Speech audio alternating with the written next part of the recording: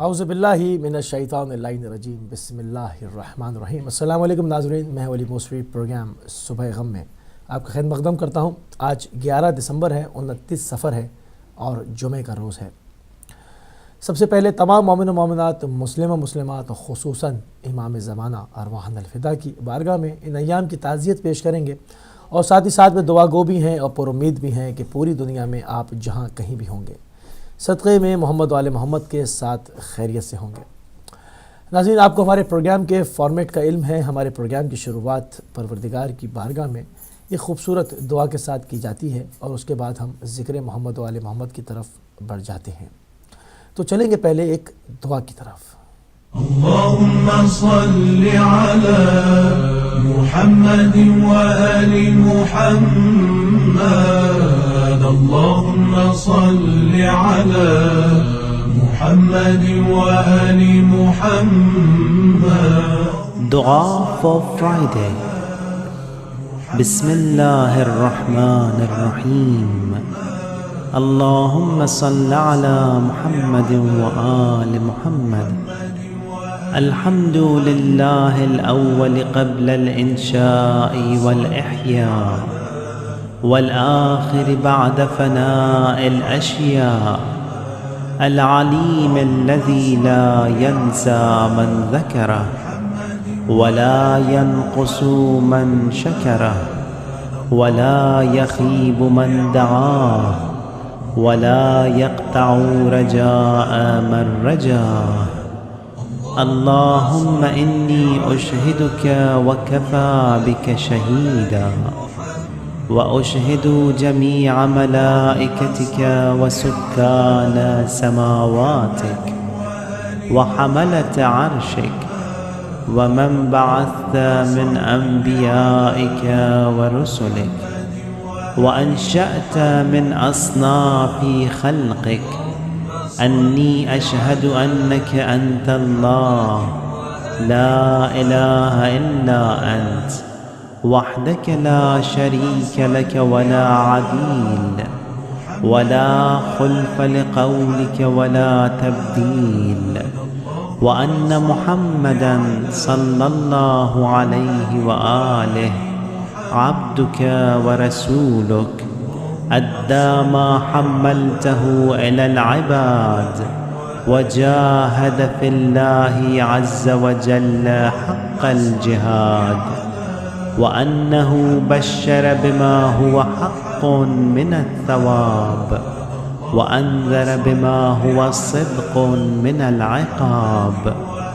اللهم ثبتني على دينك ما أحييتني، ولا تزغ قلبي بعد إذ هديتني، وهب لي من لدنك رحمة إنك أنت الوهاب۔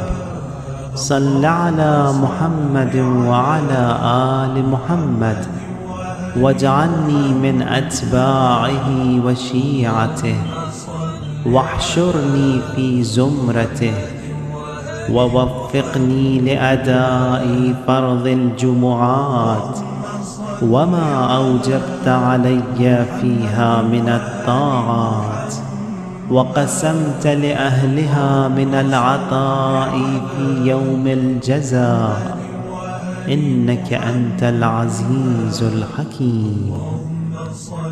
Ziyarat for Friday. It is the day of Imam Mahdi alayhi salam and the day of his arrival.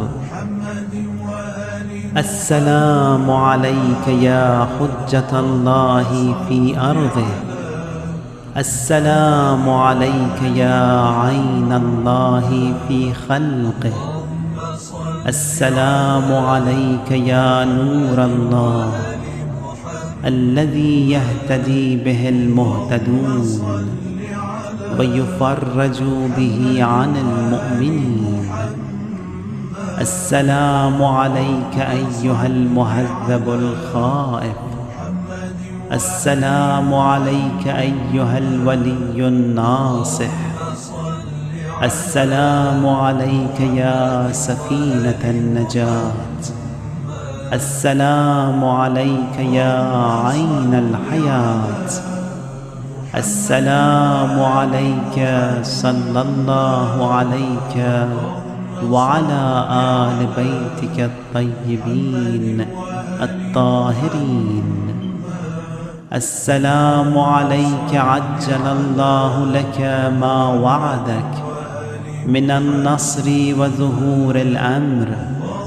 السلام عليك يا مولاي، أنا مولاك عارف بأولاك وأخراك، أتقرب إلى الله تعالى بك وبآل بيتك، وأنتظر ظهورك وظهور الحق على يديك، وأسأل الله أن يصلي على محمد وآل محمد، وأن يجعلني من المنتظرين لك والتابعين والناصرين لك على أعدائك والمستشهدين بين يديك في جملة أوليائك.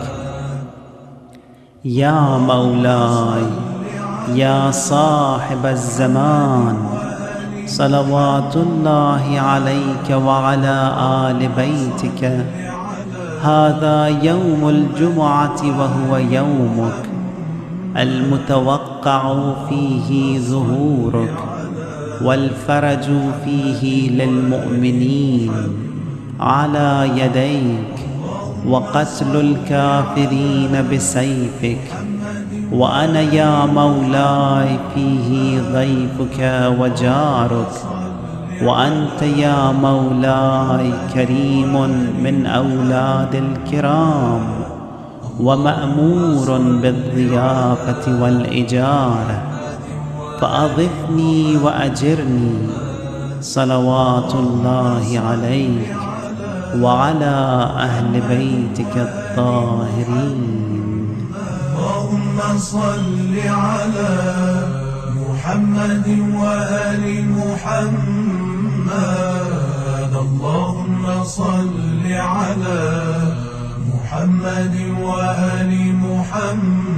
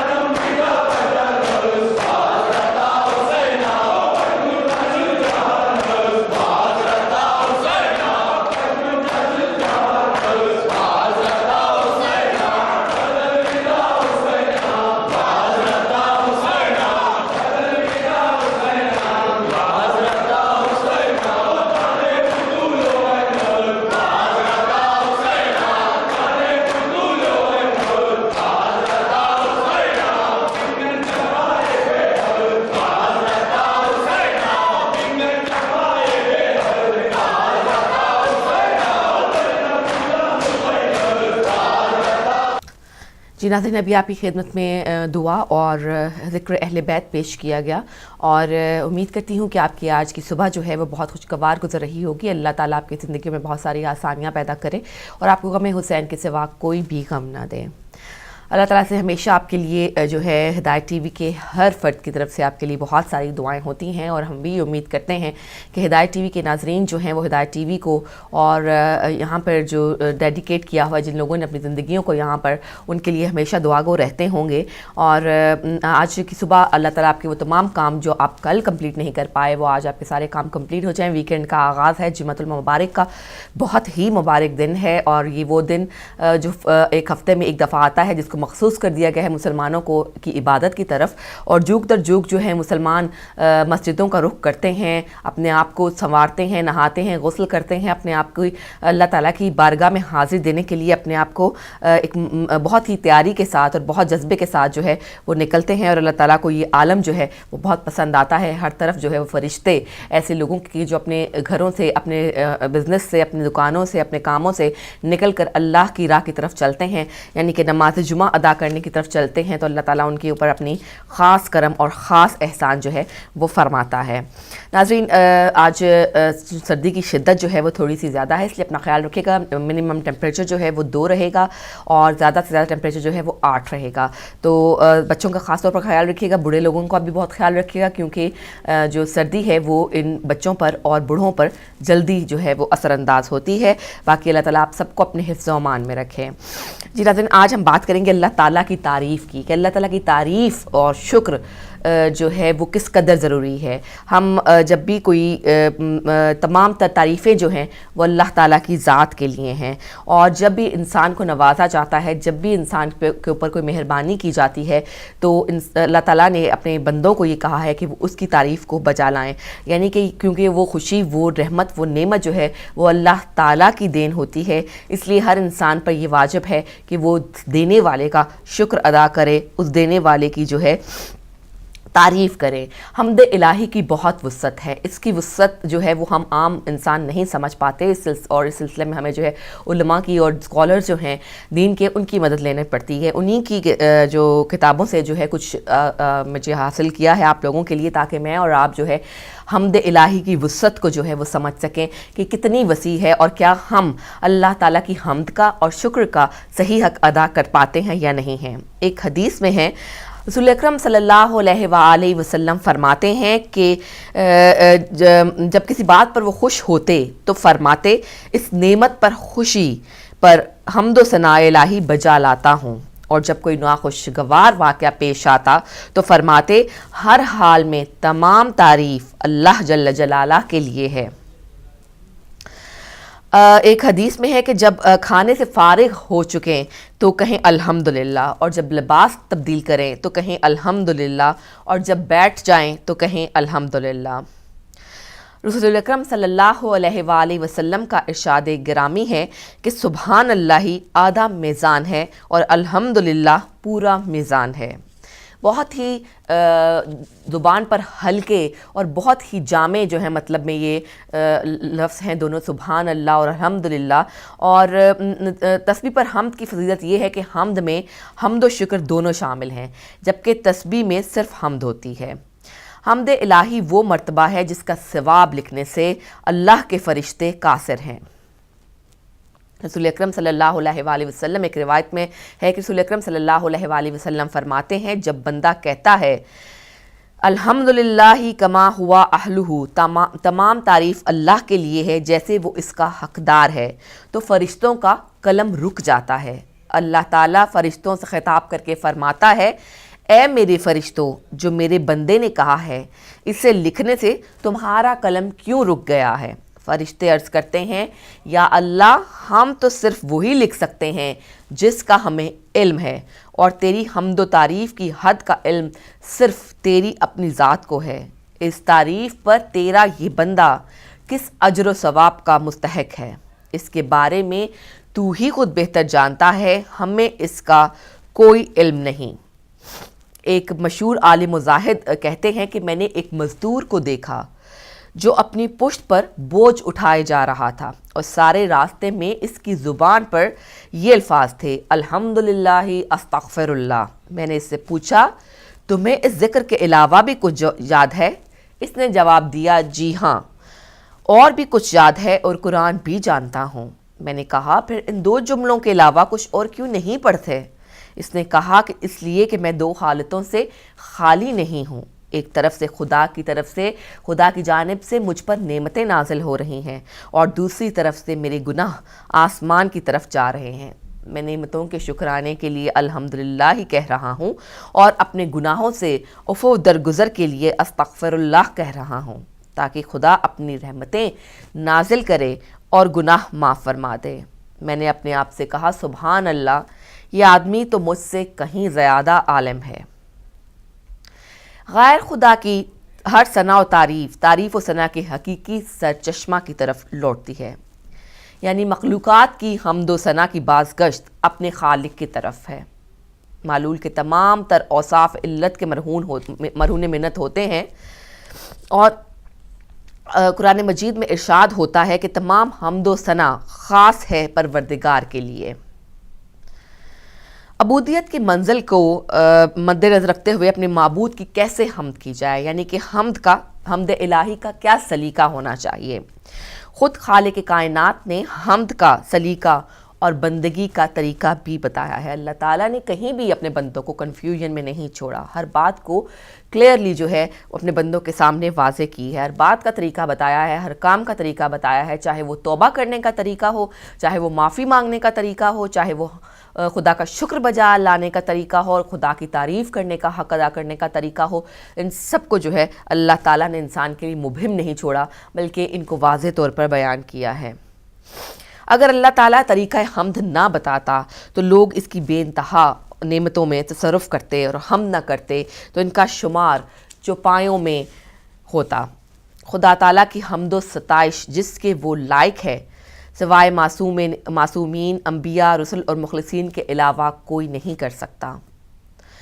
چنانچہ حضرت نوح علیہ السلام کے متعلق فرمایا گیا، کہہ دو، شکر ہے اس پروردگار کا جس نے ہمیں ظالم قوم سے نجات عطا کی۔ حضرت ابراہیم علیہ السلام کے بارے میں فرمایا، حمد ہے اس پروردگار کی جس نے مجھے بڑھاپے میں اسحاق و اسماعیل جیسی اولاد عطا کی۔ قرآن مجید میں متعدد جگہ پر پیغمبر رسول اکرم صلی اللہ علیہ وآلہ وسلم کے لیے کہا گیا ہے، کہہ دیجئے ثنائے کل خدا کے لیے ہے۔ حضرت داؤد اور حضرت سلیمان علیہ السلام کے لیے ارشاد فرمایا، تمام تعریفیں خدا کے لیے ہیں۔ اہل بہشت کی آخری دعا بھی حمد الہی پر مشتمل ہوگی، اور ان کا آخری بیان یہ ہوگا کہ ساری تعریف خدائے رب العالمین کے لیے ہے۔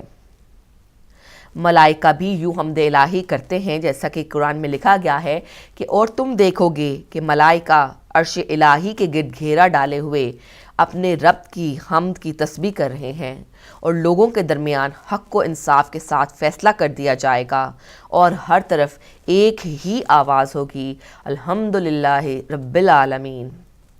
اور بجلی کی کڑک کے متعلق فرمایا گیا، گرج اس کی حمد کی تسبیح کرتی ہے۔ عمومی حمد کے سلسلے میں فرمایا گیا، کائنات میں جو بھی چیز ہے اس کی تسبیح و حمد کر رہی ہے۔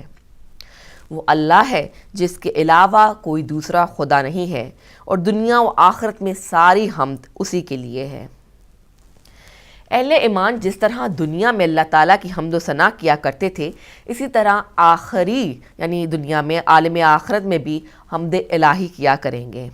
فرمایا جاتا ہے، حمد و ثنا ہے پروردگار کے لیے کہ اس نے ہمیں یہاں تک آنے کا راستہ بتا دیا، اور نہ اس کی ہدایت، ورنہ اگر اس کی ہدایت نہ ہوتی تو ہم یہاں تک آنے کا راستہ بھی نہیں پا سکتے تھے۔ متقین جنت میں داخل ہوتے وقت کہیں گے، فرمایا گیا قرآن پاک میں، اور وہ کہیں گے کہ شکر ہے خدا کا کہ اس نے ہم سے اپنا وعدہ سچا کر دکھایا ہے، اور ہمیں اپنی زمین کا وارث بنا دیا ہے کہ جنت میں جہاں چاہیں آرام کریں، اور بے شک یہ عمل کرنے والوں کا بہترین اجر ہے۔ اس طرح اپنے حبیب صلی اللہ علیہ وآلہ وسلم سے ارشاد فرمایا، اللہ تعالیٰ فرماتا ہے اور کہہ دیجئے کہ ساری حمد اس اللہ کے لیے ہے جس نے نہ کسی کو فرزند بنایا ہے اور نہ کوئی اس کے ملک میں شریک ہے اور نہ کوئی اس کی کمزوری کی بنا پر اس کا سرپرست ہے، اور پھر باقاعدگی سے اس کی بزرگی کا اعلان کرتے رہو۔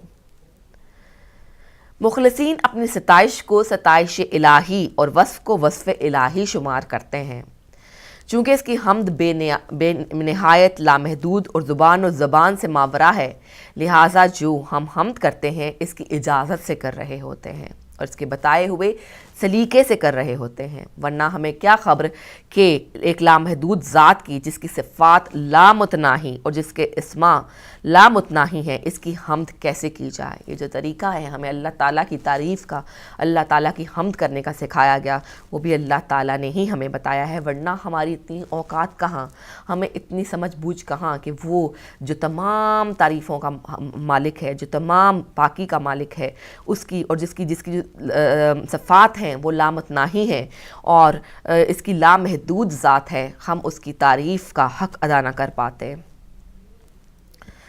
یہ تو خدا نے ہمیں اپنے لطف و احسان سے ہمیں ادب عبودیت سکھایا، بندگی کا طریقہ بتایا اور اس کی تعلیم دی، ورنہ بندہ کہاں اس قابل کہ وہ اپنے پروردگار کی حمد کر سکے۔ ہم جو کچھ کہہ رہے ہیں خدا کی ہی تعلیم اور اس ہی کا فرمان ہے، ازل سے اب تک کسی کی حمد ہے تو اسی کی ہے، جتنے درجات اور جتنے مراتب ستائش ہیں سب اسی کی ذات کے ہیں۔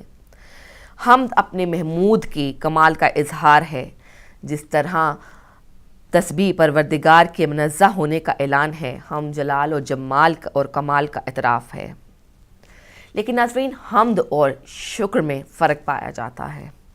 حمد اس تعریف کو کہتے ہیں جو زبان سے جاری ہو اور کسی کو مستحق ثنا سمجھتے ہوئے اس کی تعریف کی جائے، خواہ اس کی ثنا صفات کمالیہ سے متعلق ہو یا صفات جمالیہ کے لحاظ سے ہو، اسے حمد کہا جاتا ہے۔ جیسا کہ ارشاد باری تعالیٰ ہے، ہم جس طرح نعمتوں پر اس کی حمد کرتے ہیں اس طرح مصیبت میں بھی اس کی حمد کرتے ہیں۔